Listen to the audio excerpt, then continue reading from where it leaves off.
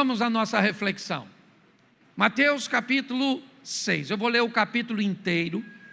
Vou falar de alguns versículos depois, ok? Mas vou ser bem breve. Eu acho que tem 34 versículos, mas eu quero rapidinho acompanhar com vocês. Guardai-vos de fazer a vossa esmola diante dos homens, para serdes vistos por eles.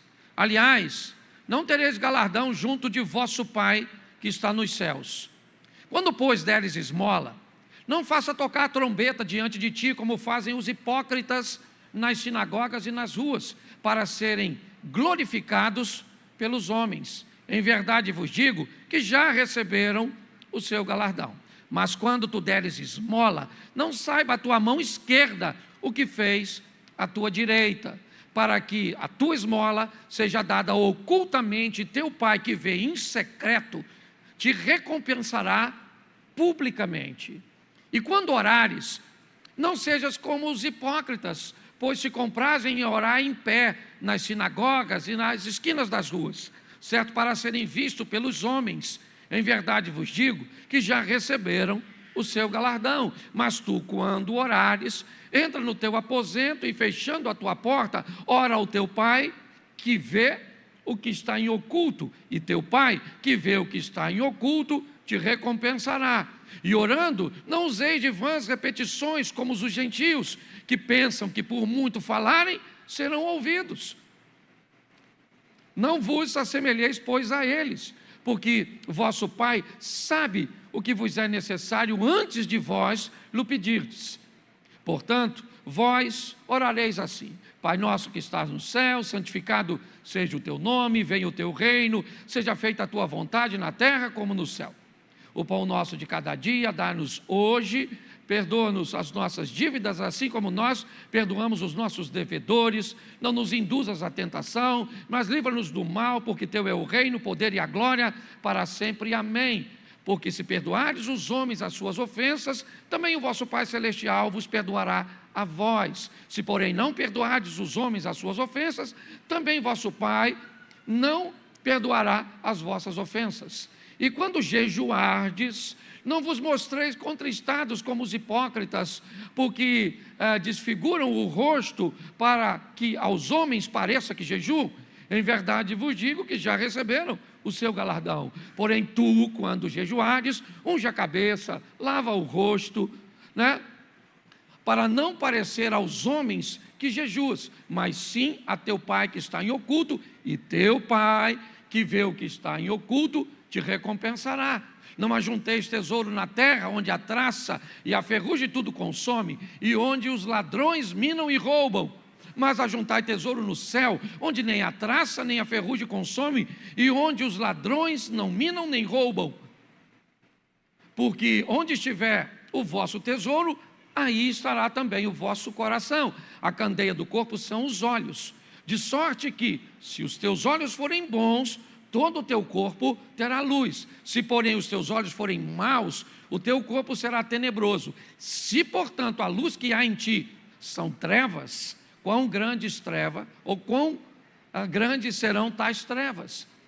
Ninguém pode servir a dois senhores, porque ou há de odiar um e amar o outro, ou se dedicará a um e desprezará o outro. Não podeis servir a Deus e a Mamon. Por isso vos digo: não andeis cuidadosos quanto à vossa vida, pelo que haveis de comer ou pelo que haveis de beber, nem quanto ao vosso corpo, pelo que haveis de vestir. Não é a vida mais do que o mantimento, e o corpo mais do que a vestimenta? Olhai para as aves do céu, que não semeiam, nem cegam, nem ajuntam em celeiros, e vosso Pai Celestial as alimenta. Não tem de vós muito mais valor do que elas? E qual de vós poderá, com todos os seus cuidados, acrescentar um côvado à sua estatura?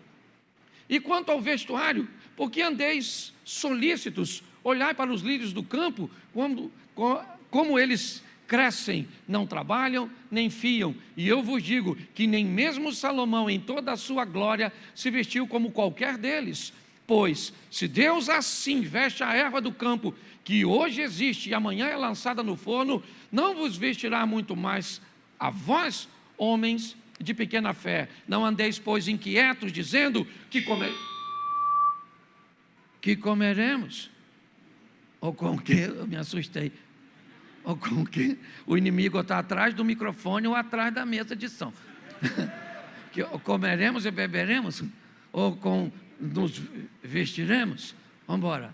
Porque todas essas coisas os gentios procuram. De certo que o vosso Pai Celestial bem sabe que necessitais de todas essas coisas. Mas buscai primeiro o reino de Deus e a sua justiça, e todas essas coisas vos serão acrescentadas. Mas não vos inquieteis, pois, pelo dia de amanhã, porque o dia de amanhã cuidará de si mesmo, basta a cada dia o seu mal. Primeira coisa, eu li um capítulo que não gastei nem 3 minutos, o que significa, se você dedicar pelo menos um pouquinho, tá certo?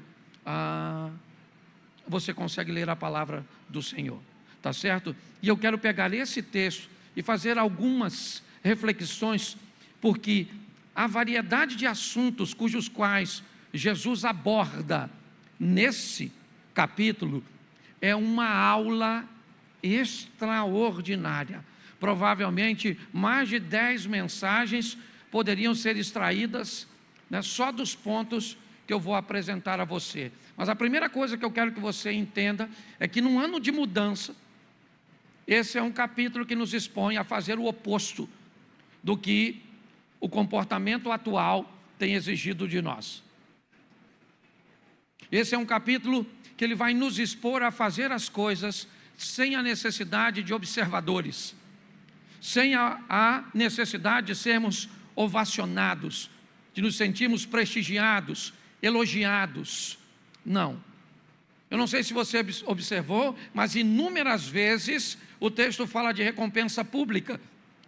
O verso 5, recompensa pública. O verso 18, recompensa pública. Mas em muitos outros versículos deste capítulo, nós vamos ver: o vosso Pai Celestial vos retribuirá.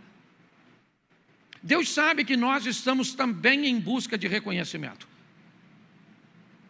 É muito legal, é muito bom, é muito prazeroso fazer alguma coisa e sentir que somos reconhecidos porque fizemos aquilo bem feito. Tá certo? Então não há erro nenhum, não há nenhum problema em querermos notoriedade, em querermos reconhecimento. Porém, chegamos um momento em que tudo que se faz precisa ser visto. Tudo que se faz nós queremos mostrar. Vamos tomar um café da manhã antes de mexer no copo, no pão. Se ele for bonitinho, se nós acharmos que ele pode criar um bom impacto nas pessoas, nós então tiramos uma foto e publicamos, para que as pessoas vejam o que nós estamos comendo, onde estamos comendo, certo? Ou seja, fazer as coisas e não ser visto hoje é basicamente um absurdo. Qual sentido faria alguém sair daqui para participar da caminhada do Nicolas até Brasília? Faz todo sentido, sim ou não, para lutar pela liberdade, por nossa nação, sim ou não? Mas me diga quantas pessoas fizeram isso e não postaram na sua rede social? Provavelmente nenhuma. Todas aquelas pessoas que foram participar, provavelmente elas tiraram uma foto e publicaram no seu Instagram, mandaram na sua rede de WhatsApp, certo? Fizeram um vídeo para o TikTok. Por quê? Porque a exposição de que eu preciso ser visto, ela está sendo impregnada na nossa mente. Só que o capítulo 6 de Mateus, Jesus traz uma informação que talvez seja extremamente atualizada para este momento, mas que vai na contramão de tudo que nós temos visto. Hoje, quem não é visto não é lembrado. Eu preciso postar para que as pessoas vejam. eu gostaria de ter um like, uma curtida e um comentário positivo, mas eu só mostro o que me convém. As coisas que faço de errado eu não encaro, eu escondo. Eu sonego as informações porque elas não me trazem glória, não me trazem honra. Enquanto na verdade a Bíblia nos expõe a escondermos, ou pelo menos ocultarmos as coisas boas que fazemos e encararmos as ruins, para que possamos parar de praticá-las. Mas a ordem hoje é: mostre para todo mundo o que você acredita ser bom, tá certo? E esconda de todo mundo os seus defeitos, até mesmo de você ou das pessoas que poderiam te ajudar a melhorar. Então nós vamos olhar nesse capítulo alguns versículos que no ano da mudança pode nos nortear bastante para um novo estilo de vida. O verso 1 diz assim, não precisa colocar na tela não, tira para não chamar a atenção deles. Isso. Guardai-vos de fazer a vossa esmola diante dos homens, para serem vistos por eles. Não tendes galardão do vosso Pai, né? Aliás, se você fizer isso, não terá galardão diante de vosso Pai que está nos céus. Preste atenção se você gosta de ser generoso. Você gosta de ser alguém que ajuda as pessoas. Você gosta de ser alguém, certo? Que trabalha na sua vida com generosidade. Jesus disse: se você quer ser generoso e quer receber de Deus sobre essa generosidade, faça isso sem mostrar aos homens. Faça como o bom samaritano na história narrada por Jesus, que encontra alguém caído no caminho, o ajuda, certo? Coloca num ambiente, num abrigo, paga a despesa. Quem é aquele homem? Aquele homem é alguém que ele não conhecia, não sabia quem era.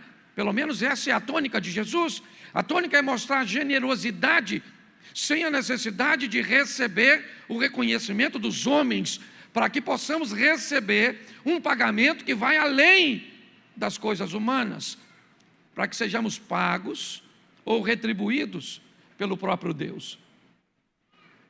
Quando olhamos Jesus transformando a água em vinho, vemos ele basicamente salvando uma festa, mantendo alegria naquele ambiente, porém ninguém soube o que ele fez. Altamente discreto, ok? Ele entra naquela história, salva aquela festa, ok? Foi extremamente generoso com aquela família, foi extremamente obediente à solicitação de sua mãe, mas altamente discreto, buscando oferecer exemplo para todos nós. Olha, um menino que levava consigo um lanche para ele. O lanche era dele, a comida era dele, os 5 pães eram dele, os 2 peixes eram dele. Provavelmente aquela turma que sentou mais distante não fazia a mínima ideia de onde surgira tanto alimento. Mas o alimento surgiu da generosidade de um menino que pegou algo que era dele e entregou nas mãos de Jesus. E Jesus fez um milagre. Se você planeja ou deseja ou quer levar uma vida de generosidade, e não há cristão de verdade que não seja generoso, uma das maiores virtudes de um cristão é ser generoso, é de alguma forma conseguir melhorar a vida de outra pessoa. Olhar para alguém que está sofrendo e que às vezes não precisa nem do seu dinheiro.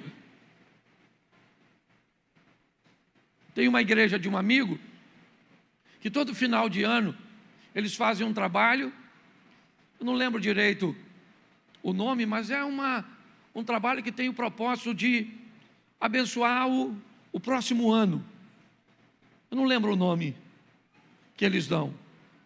E aí eles pedem que os membros da igreja orem para receber no coração um discernimento de na vida de quem eles deveriam ofertar. E aí então, um rapazinho bem humilde orou e recebeu no coração a direção de ofertar R$50 na vida de um homem. O que ele não sabia é que aquele homem era o homem mais rico da igreja. E o que ele não fazia ideia, que ele era o homem mais miserável da igreja. Você deve, talvez, estar pensando que esse homem rico deu alguma oferta para o garoto que deu os R$50, mas não deu não.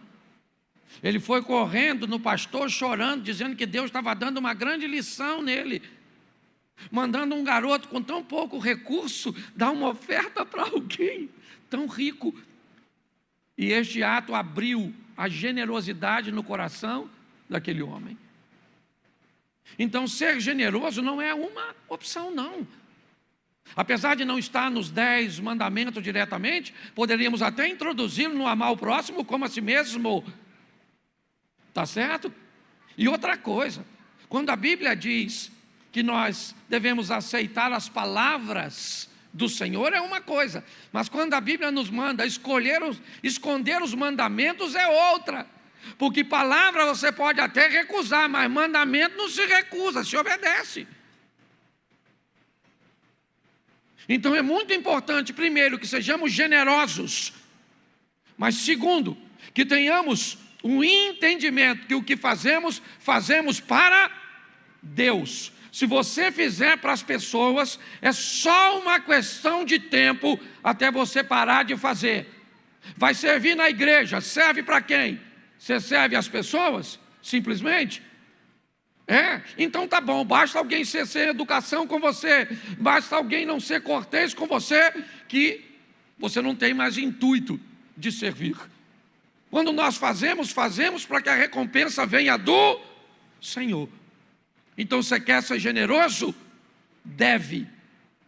Agora, faça isso de forma discreta. Faça isso de forma que o Senhor venha te retribuir. É isso que ele começa falando. Quando você der esmola, quando você ajudar alguém, faça quietinho, certo?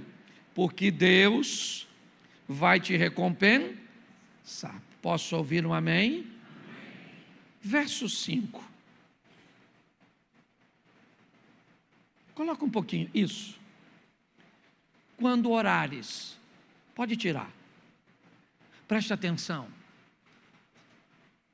Quando orares, você quer ser alguém espiritual?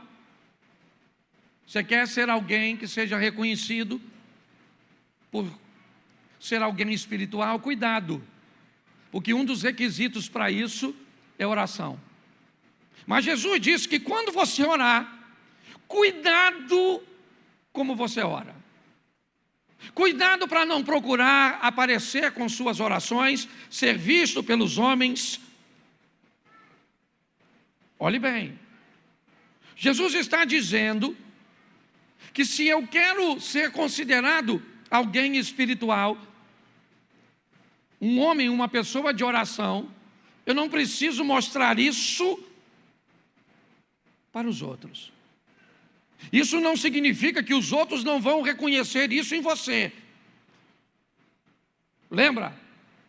Um homem espiritual está passando e uma mulher chama seu marido e disse: vejo que este que passa sempre por nós é um santo homem de Deus. Aquele casal viu Deus na vida do profeta Eliseu. Eles viram Deus. Se você quer ser alguém espiritual, cuidado. Se na verdade você não quer ser alguém espiritual, não para Deus, mas para você mesmo. Quando você faz isso, inevitavelmente, segundo a Bíblia, você já recebeu o seu galardão. Se a sua intenção é chegar aqui na igreja e fazer alguma coisa para Deus, ou fazer alguma coisa, e a pessoa reconhecer, tá bom.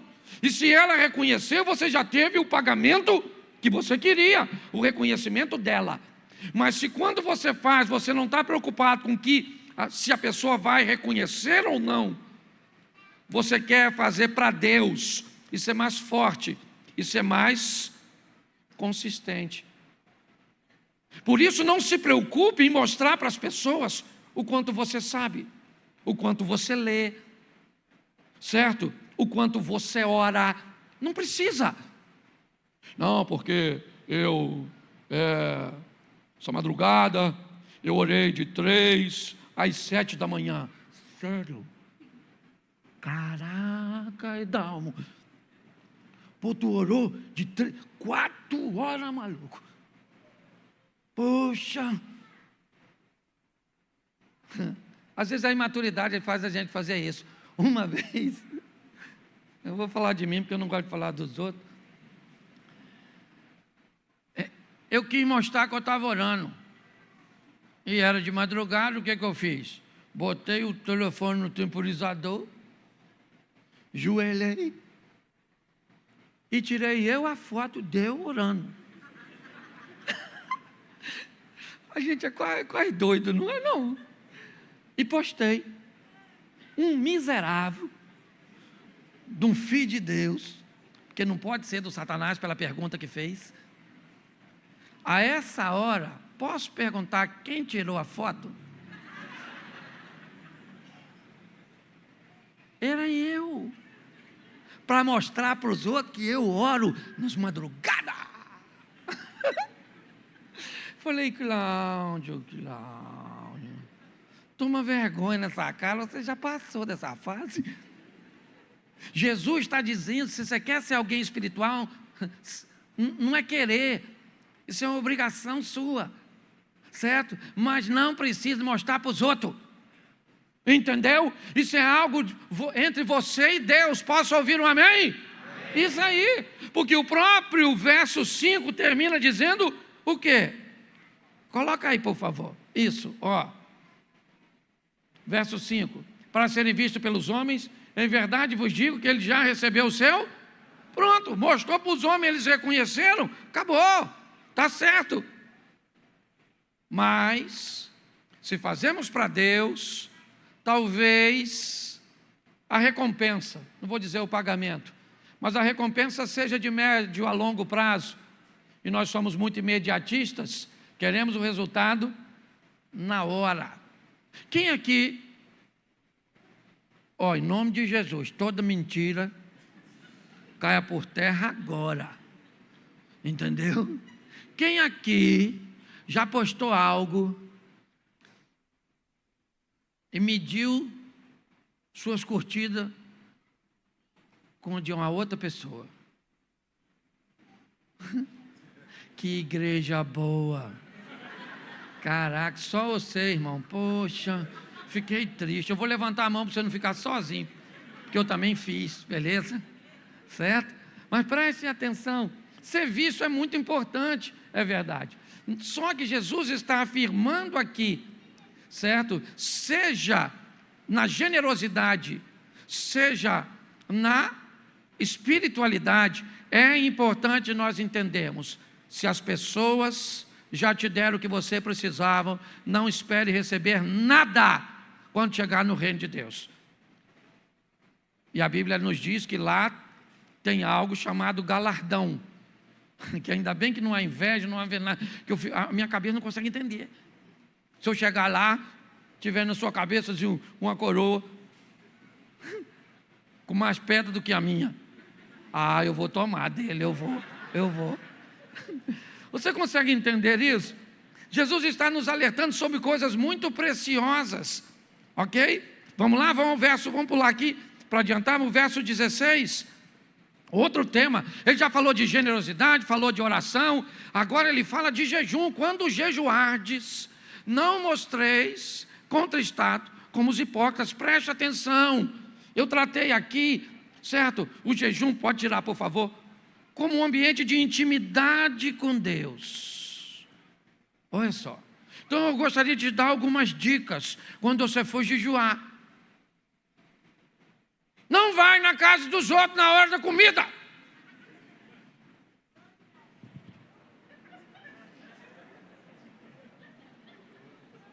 Quer comer? Come aí. Opa, come um pouquinho. Está passando mal? Então come. O que é? Dieta. A pessoa começa a querer investigar. Estou num propósito. É maneiro, mas perde o efeito. Segundo Jesus, aí o pessoal só... Você está entendendo? Você tem que ter cuidado com isso. Certo? Olha, você tem que fazer, preste atenção. Tem que ser feito. Mas quando você estiver fazendo, certo? Evite esses ambientes, para que os outros vejam. Certo? Ninguém precisa saber o quanto você jejua, o quanto você ora, o quanto você é íntimo de Deus. Não! Não, as pessoas não precisam saber disso por você. Elas vão saber disso por outras pessoas através da sua vida, do seu testemunho. Posso ouvir um amém? Tudo num versículo só. Deixa eu te perguntar, presta atenção. Tu já ouviu falar num cara chamado Ananias na Bíblia? Quem é ele, o famoso Ananias? Fala para mim, qual é o episódio que você lembra dele? Ele vendeu o terreno. Não, esse aí é outro. É o outro Ananias, o do vendeu o terreno, o munheco de Samambaia. É outro. Você conhece um outro Ananias? Ele estava lá na casa dele. Presta atenção se isso não é intimidade. O cara está na casa dele. O anjo do Senhor falou: Ananias, estou precisando de tu para fazer uma oraçãozinha para um cara ali. Quem? Saulo. Ananias falou: você sabe quem é que você está mandando eu ir? Você é chefe de grupo de extermínio. Esse tal de Saulo. Você vê. Comando Vermelho lá de Israel. O senhor... Não vai rolar não, porque... Não, os caras matadores de... Você não conhece ele não, né? Não é nem bom só conhecer, porque é uma pessoa... O Ananias, que você não fazia nem ideia que ele existia, foi o cara que Deus mandou orar para que Paulo recuperasse isso é intimidade, sim ou não? E ninguém sabia quem ele era. Quando alguém ouvia o testemunho de Paulo, provavelmente o Paulo falava. Certo? Estava cego lá e Deus falou com um servo dele. Como é que é o nome? Ananias. Um homem de Deus que ouvia a voz do Senhor, sim ou não? Íntimo de Deus.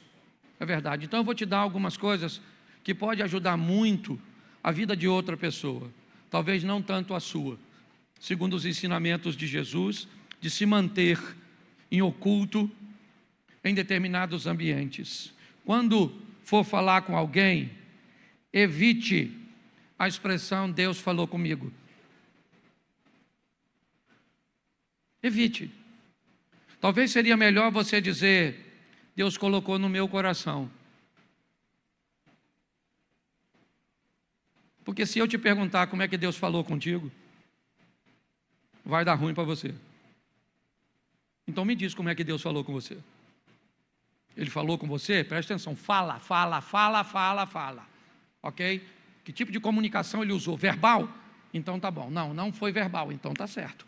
Então me diga como é que ele falou com você. Pode ter falado por sinais? Então tá bom. Nós temos. Mas quando você diz Deus colocou no meu coração, quando você troca a expressão Deus me mandou pela expressão eu senti de Deus de fazer isso, eu vivi uma experiência assim, né? Vou contar nesse contexto. Aqui, eu estava numa lanchonete com um amigo, na minha viagem agora, e de repente eu falei para ele: cara, eu vou ao banheiro, pede 2 cafés para nós. Aí ele disse: tá bom. Enquanto eu fui no banheiro, eu tive uma percepção, é como se algo mexesse no meu coração e dissesse assim: pega $200 e coloca no bolso dele quando voltar. Mas pensa numa coisa que foi forte, o sentimento. Eu não ouvi uma voz, não, sabe, mas foi aquele impulso, não tinha motivo para fazer aquilo. Quando eu voltei do banheiro, peguei os $200, ele já estava na fila do Starbucks, e aí ele estava no telefone, eu peguei os $200 e coloquei no bolso dele, da frente. E ele pensou que eu estava dando o dinheiro a ele para pagar o café. Ele não fazia a menor ideia. Terminou a ligação, ele escreveu alguma coisa e meteu a mão no bolso. Quando ele olhou, $200. Aí ele me olhou, meio que apavorado. Aí eu falei: o que foi, cara? Ele falou: o que é isso? Eu falei: eu fui no banheiro e senti no meu coração que eu tinha que colocar $200 no seu bolso. Aí ele pegou o telefone, abriu e me mostrou a conversa dele com a mulher. Meu amor, eu recebi uma multa e transfere $200 para pagar. Por quê? Eu não sei. Os $200 não mudou em nada a vida dele, não mudou em nada a minha, mas Deus quis mostrar naquele momento o cuidado que tinha para com ele nas pequenas coisas, porque o Deus que está conosco e que nós servimos, cuida dos detalhes da nossa vida. Eu não sei o que você está atravessando, eu sei que há um Deus no céu, certo? Que move-se para socorrer você. Posso ouvir um amém? É assim que funciona. Mas, certo? Nós temos que entender a importância. Até esse presente momento, Jesus fala de 3 coisas. A importância de sermos discretos na generosidade. A importância de sermos discretos em nossas orações. E a importância de sermos discretos na nossa intimidade, no nosso jejum. Posso ouvir um amém? Agora ele muda. E vamos para o verso 19. Não ajunteis tesouro na terra, onde a traça e a ferrugem tudo consome, e onde os ladrões minam e roubam. Verso 20. Mas ajuntai tesouro nu, preste atenção, porque Jesus agora vai falar sobre a prioridade e a importância. Olha só, 2 coisas extraordinárias. A Bíblia diz que o dinheiro responde por tudo, ok? O dinheiro responde por tudo. Então nós precisamos dele. Não vem com essa conversa não. Dívida não se paga com fé, entendeu? Dívida se paga com dinheiro, ok? E eu sou um pouco mais conservador. Se possível, se quer viver numa vida tranquila, arrume o dinheiro primeiro e pague e compre depois. Nem sempre é possível, mas se possível for, saiba de uma coisa: quando você dorme sem dívida, o sono é mais tranquilo. É assim que funciona. E aqui nós vemos Jesus, depois de falar de sermos discretos, certo? Na nossa generosidade, discreto em nossas relações, discreto em nosso jejum, ele fala da importância das coisas e o nível de prioridade. Se quer juntar tesouro, ajunte tesouro no céu. Aí complicou, vou entrar na mensagem, certo? Do Emerson. Como é que eu ajunto tesouro no céu? Como é que eu vou mandar tesouro para lá. Pare e pense. Ele diz, tesouros da terra, isso a gente sabe o que é. Dinheiro, carro, bens. Mas tesouro do céu, obviamente, que a Bíblia está falando de galardão.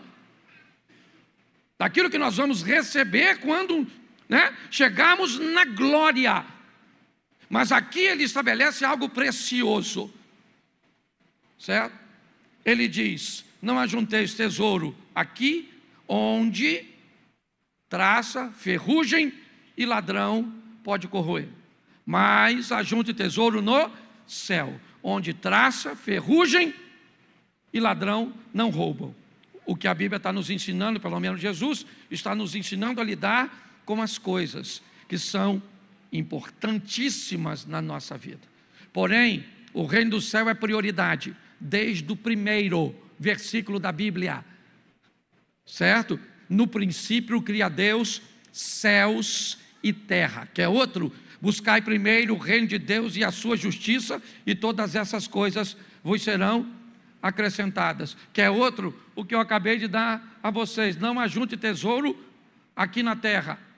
Então a Bíblia sempre nos expõe a entendermos que a prioridade é o céu, e a terra é importantíssimo.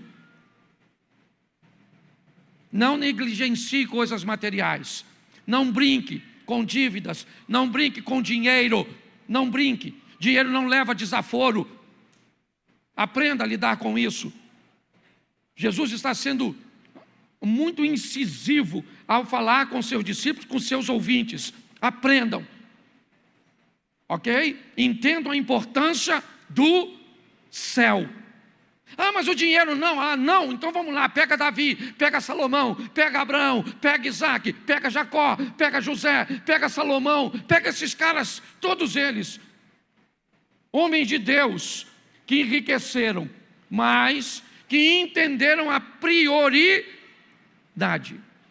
E mais à frente nós vamos entender por que Jesus está falando disso. Mas o verso 22, ele muda novamente.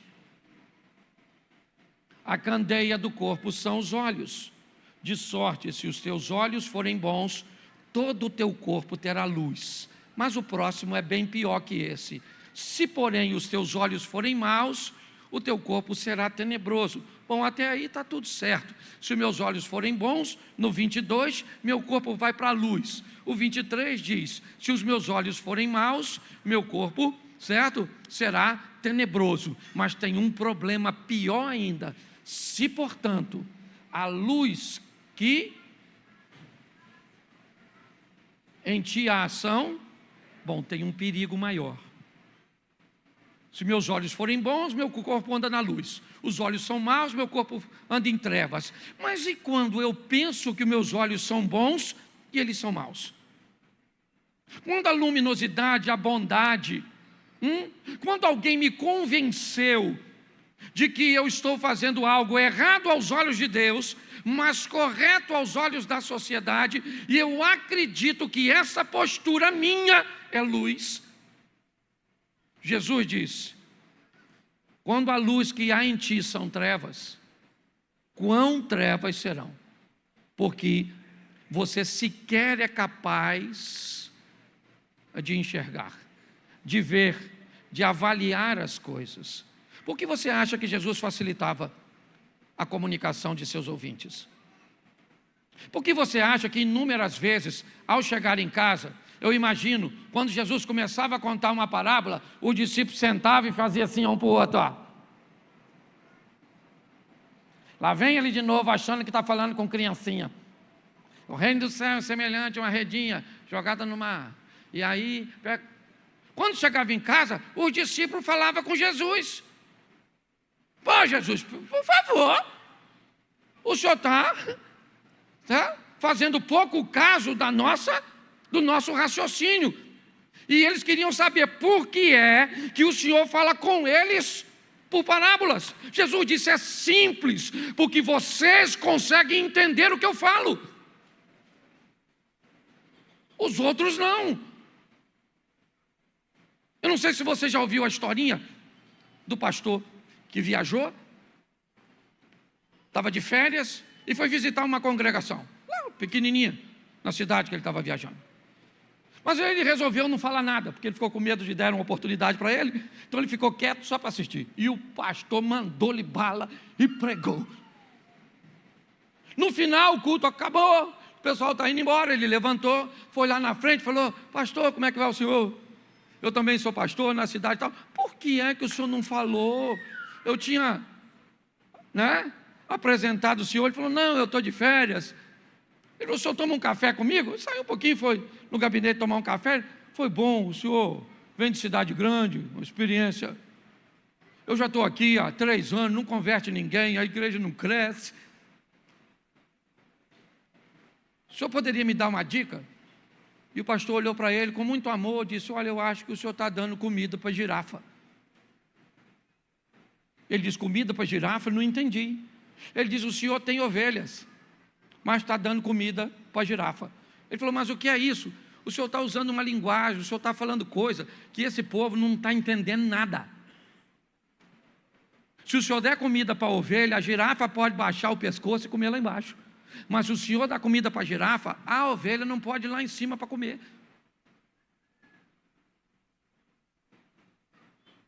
Então, a proposta de Jesus sempre foi facilitar para que as pessoas conseguissem abrir os seus olhos, para enxergar de forma correta. Mudança de ótica. Se os seus olhos forem bons, se você aprender a distinguir as coisas.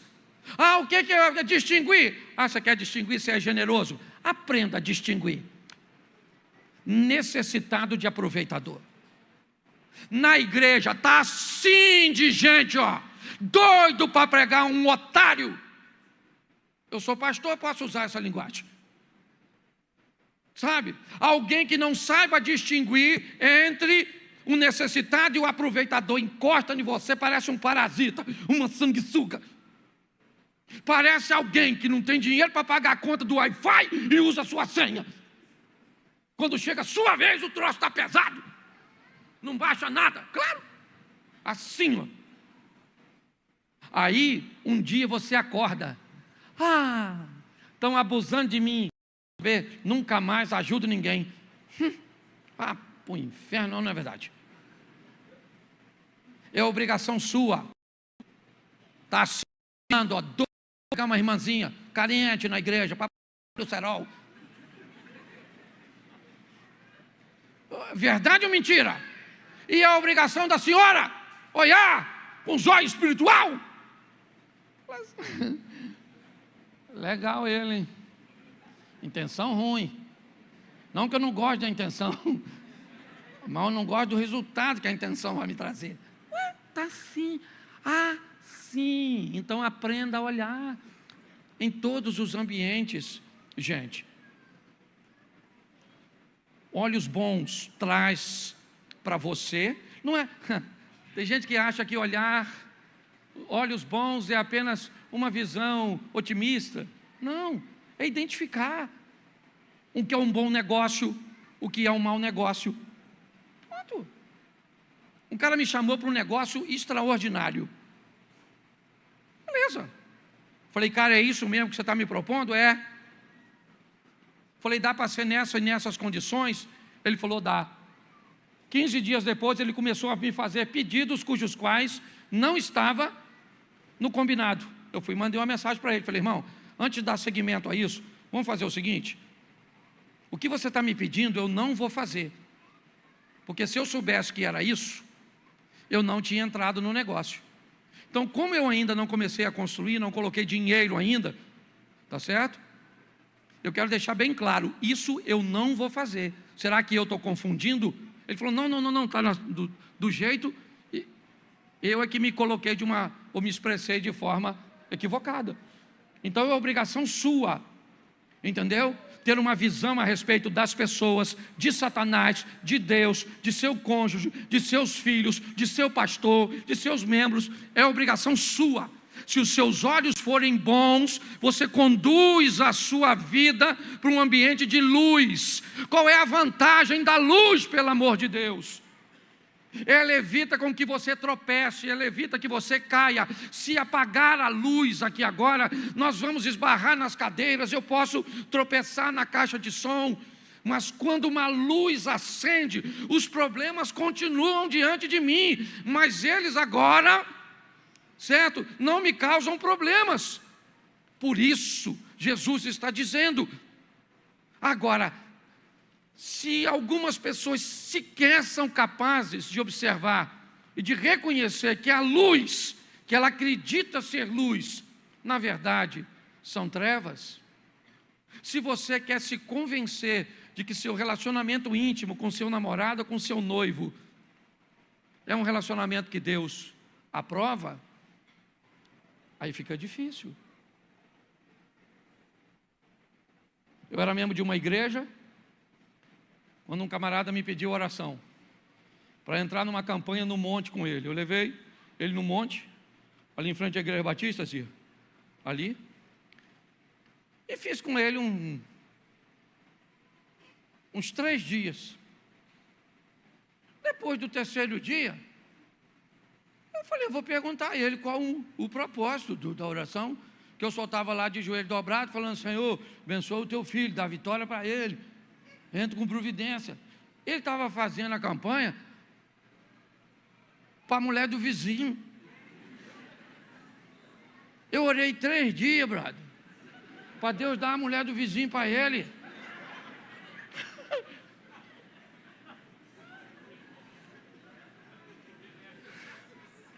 Você consegue entender? Isso é um assunto, eu estou brincando, primeiro isso é sério, não estou contando história não, aconteceu mesmo. Então, a Bíblia diz que você precisa colocar luz, certo? Se as trevas estiverem, e se os seus valores estiverem misturados, você está na luz e acha que está em trevas, está com visão noturna. Parece daqueles CEO, sabe aquele CEO do soldado americano, entende? Então nós temos que cuidar da nossa ótica, para você ter uma vida mais tranquila. Vamos no 24? Põe aí. Agora a gente talvez consiga entender aquele outro lá, do guardar tesouro no céu e não na terra. Ninguém pode servir a 2 senhores, porque há de odiar um e amar o outro, ou se dedicará a um e desprezará o outro. Não pode servir a Deus e a mamon. A palavra mamon aqui, por favor, não há indício de que seja um Deus, ok? A palavra mamon indica riquezas, tá certo? Só que Jesus está fazendo uma comparação, que a riqueza oferece um conforto, uma garantia, uma segurança tão grande, certo? Que você pode até acreditar que a riqueza é um Deus, até se deparar com um problema cujo qual o dinheiro não resolve. Aí você descobre, certo? Que apesar de parecer com Deus, ele não é Deus. Então Jesus está tentando nos dizer o seguinte: o que é Deus? Deus é Senhor. O que é dinheiro? Dinheiro é servo. O que é Deus? Deus é. E o que é dinheiro? Dinheiro é. Quando Deus, ou quando o dinheiro vira Senhor, Deus vira servo. Não dá para ter os dois no mesmo patamar. É isso que Jesus está dizendo. Se o dinheiro é seu Senhor, Deus vira seu servo. Se Deus é seu Senhor, o dinheiro vira seu servo. Se o dinheiro é seu Senhor, você tem medo de perdê-lo e está disposto até desobedecer a Deus e perder a intimidade com Ele, porque Deus não é seu Senhor, Deus é seu servo. Mas se Deus é seu Senhor, você tem medo de perder a Deus e não de perder dinheiro. É assim que funciona. Isso é uma continha muito simples, tá certo? Isso foi um estilo de vida que eu aprendi a colocar. Se tudo que eu tenho é de Deus, tudo que é de Deus é meu. É simples. Pega tudo que você tem e entrega a Ele, certo? Eu não estou falando de grana só não, estou falando de vida, estilo de vida, certo? Aqui nós falamos de uma forma bem sóbria sobre dinheiro. Então, Jesus está dizendo, não dá para servir a dois. Um é servo, o outro é senhor. Não dá para os dois serem servos e não dá para os dois serem senhor. Tá certo? Um é senhor e o outro é servo. Agora, quem é servo ou senhor na sua vida, isso quem sabe é você. Mas ele nos advertiu ainda no capítulo 6. Ó, tudo isso é só no capítulo 6. Quer mudar? Agora ele muda de dinheiro. Ele já falou aqui, ó, vamos lá, rapidinho. Ele já falou de generosidade, falou de espiritualidade, falou de intimidade com ele, falou de importante e prioridade, falou de mudança de ótica, certo? Agora nós vemos aí Deus e o dinheiro, quem é servo e quem é senhor, e agora ele muda de novo de assunto, certo? E ele vai para o verso 25. Coloca aí. Verso 25. Por isso vos digo, não andeis cuidadosos. Preste atenção. Agora Jesus vai falar sobre a preocupação com o futuro. A ansiedade. Né? Como alguns, já virou até clichê, dizendo que o que é estresse? Estresse é excesso de passado. Não, perdão. A depressão, excesso de passado. Estresse, excesso de presente. Ansiedade, excesso de futuro. Então Jesus agora está falando, tenha controle da ansiedade. É isso que ele está dizendo. Por isso vos digo, não andeis cuidadosos quanto às preocupações. Comer, beber, vestir, todas essas preocupações com o futuro. Hoje muitas pessoas estão sofrendo de ansiedade, certo? Porque estão preocupadas demais com o futuro. E qual é o motivo dessa preocupação? Talvez olhos ruins, certo? Fizeram negócios ou entraram em situações desagradáveis. Talvez vivem ansiosas, cheia de dinheiro, mas o dinheiro é senhor. Se o dinheiro é senhor, Deus é servo. Ok? Então nós invertemos valores. E todas as outras aplicações dos pontos anteriores que eu não vou fazer agora. Mas o verso 34, o último verso desse versículo, diz o seguinte: não vos inquieteis, olhe bem, ainda falando, pelo dia de amanhã, porque o dia de amanhã cuidará de si, basta cada dia o seu mal. O dia de amanhã, olha bem, trará consigo o seu mal. Bom, que fique claro, você só tem amanhã se conseguir sobreviver ao hoje. Se você não conseguir sobreviver o hoje, não há amanhã para você. Isso não significa que você vai morrer hoje, não. Não. Você pode acordar amanhã sem ter um amanhã para viver. Sem motivação, sem propósito, sem nada. Eu levei 3 minutos para ler o texto. Já estou quase 1 hora falando com vocês sobre alguns versículos isolados. Eu quero recomendar este capítulo para vocês, porque a variedade de assuntos e a importância e relevância que ele tem para a nossa vida aqui na terra. Porque preste atenção, qualquer coisa que você tente falar hoje, no maior veículo de comunicação, internet, enfrenta a adversidade dos haters. Qualquer coisa que você possa, eles levam para a política, levam para a acusação, ou seja, o evangelho falado está perdendo força. Essa é a verdade. Hoje as pessoas não estão querendo mais ouvir você falar de Jesus. Elas estão querendo ver Jesus em você. Entendeu? É isso. Então a nossa vida precisa mudar. Nós entendemos que chegamos até aqui com um dos modelos de evangelismo mais eficientes do mundo, o assembleiano. Essa é a verdade. Foi com isso que chegamos aqui e ainda é uma das igrejas que mais crescem, a Assembleia de Deus, ou das denominações que mais crescem. Mas nós sabemos que elas se atrasaram um pouco em alguns ambientes de comunicação, em algumas exposições, é verdade. E isso pode até ter aproximado muito as pessoas de um estilo de vida de maior santidade, mas afastou as pessoas do crescimento pessoal, do amadurecimento, da responsabilidade de lidar com seus atos. O que nós queremos é ver pessoas capazes de pregar com sua vida, em todas as áreas. Alguém olhar para você e ver você vestido decentemente. Alguém olhar para você e ver você com uma vida que talvez não seja tão regalada como a daquele rico, da parábola do rico e Lázaro, mas uma vida decente, íntegra.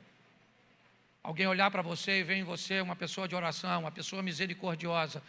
É isso que nós queremos. Uma qualidade de vida, certo? E juntos seremos capazes de cuidar, é verdade, de algumas pessoas que por algum motivo não conseguem alcançar isso. Tem pessoas desfavorecidas, é verdade. Jesus disse: os pobres sempre tereis convosco. O que indica que alguém vai precisar ajudar alguém economicamente. A palavra pobreza ali fala realmente de ausência de recurso. Mas para isso, eu vou precisar ter condições de ajudar alguém materialmente, de ajudar alguém emocionalmente, de ajudar alguém espiritualmente. Esse é o nosso papel. No ano da mudança, queremos substituir a bicicleta por um carro. Queremos.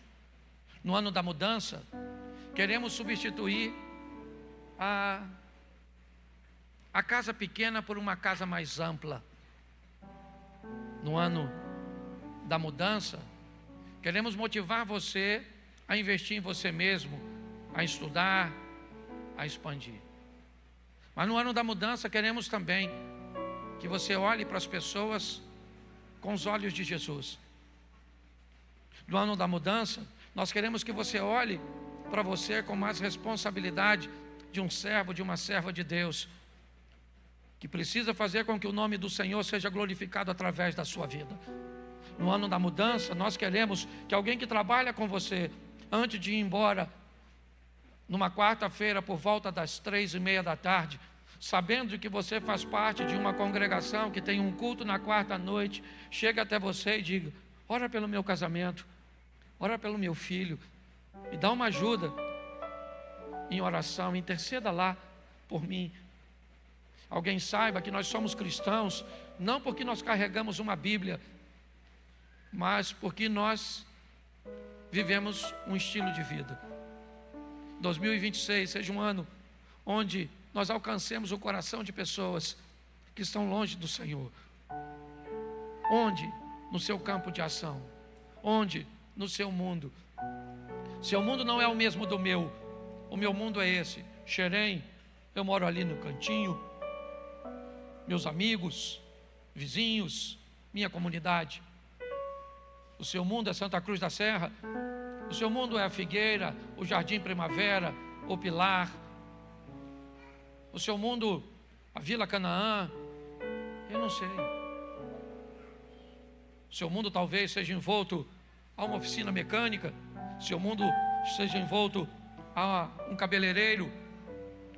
Eu não sei onde é o seu mundo. Quem são as pessoas que fazem parte dele? Eu sei que a Bíblia diz: ide por todo mundo e pregai o Evangelho. Então o seu mundo precisa ouvir, e não ouvir mais essa voz que eles estão cansados, de pastores mercenários.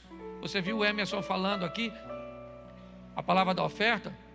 Quando Malaquias recebe aquela visão, ele está falando dos líderes, dos sacerdotes primeiro. Só no último versículo ele diz: todos vós me roubais. todos vós. Mas sabe por que o povo estava roubando? Porque os líderes roubaram primeiro.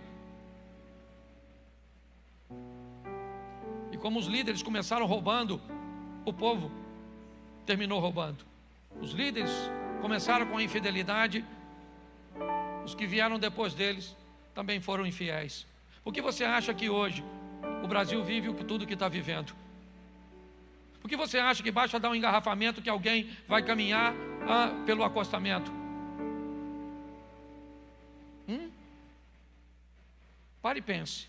Se ele viajar para a América, ele pode ir de moto para a América. E quando o trânsito parar, ele vai parar atrás do carro e pronto, acabou. É assim que funciona. Ele vai andar 3 horas da manhã no trânsito da América. Não tem nenhum carro na rua, nada. O sinal fechou, ele vai parar e acabou. Na maioria das esquinas tem uma placa lá de stop. Se vem carro ou se não vem, você tem que parar pelo menos durante 5 segundos. Todo mundo para. Se tiver uma fila de 100 carros, chegou na placa, né? Você já põe na sua mente 1, 2, 3, 4, 5 e depois que você vai. É assim que funciona. Mas quando alguém lá de cima começa a fazer e não temos impunidade, é só uma questão de tempo até as coisas chegarem. Por que você acha que o Brasil está desse jeito? Mas é a nossa nação. Se está bom, nós estamos aqui. Se está ruim, nós estamos aqui. E nós temos um Deus nos céus que pode nos socorrer. Precisamos, no ano da mudança, viver uma vida aos pés do Senhor, diante do altar do Eterno, com bom humor, que essa é uma característica da nossa igreja, sim, mas com muita seriedade, que não haja nada, não devemos nada a ninguém, certo? Louvamos e bendizemos o nome do Senhor com a nossa vida. Fique de pé, porque para você ter amanhã, você tem que sobreviver o hoje. Se hoje está difícil, Deus é contigo. Que você tenha uma semana extraordinária. Uma semana, pastor, eu queria aceitar Jesus, eu queria voltar para Jesus. Se você quer fazer isso, no final do culto, sai pelaquela porta de trás, dobre a sua esquerda. No finalzinho tem uma portinha à esquerda. Lá vai ter alguém para te receber, para orar por você, para dar informações a você de nossos cultos e nossas reuniões. Mas se prepare, porque a Bíblia diz que cada dia traz consigo o seu. Então resolva o mal do hoje, porque se você não resolver o mal de hoje, amanhã tem mais mal, tá certo? E ele vai se acumular. Feche os seus olhos. Pai,